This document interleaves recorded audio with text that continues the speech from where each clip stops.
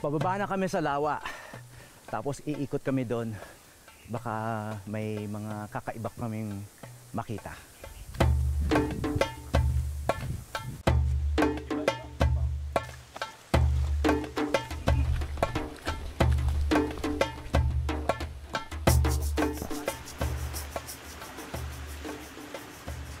Ang hindi namin nakita sa taas,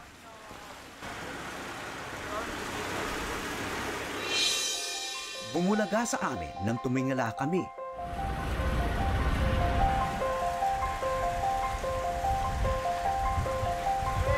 Tumaan pa ng bundok, ano?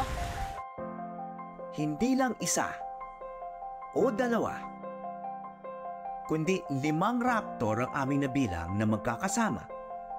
Isang komunidad ng mga Brahmini kite. Mukhang dito ang kanilang roosting site o pahingahan. Ang Brahmini kite ay kilala rin sa tawag na red-backed sea eagle.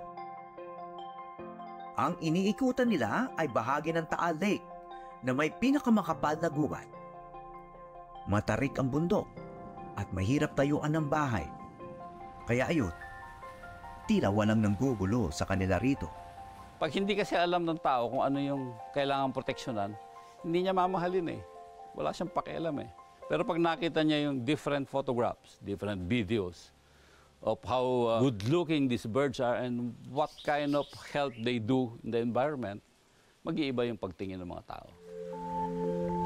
Maaari nating isipin, kapag dumami ang mga gaya nila Alain, Lowell at Jobs, na nag-uuwi ng mga larawang ganito, may pag-asang dumami rin ang mga nagahari sa langit.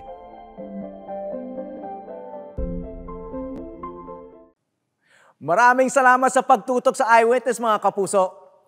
Ano masasabi niyo sa dokumentaryong ito? I-comment na yan at mag-subscribe sa GMA Public Affairs YouTube channel.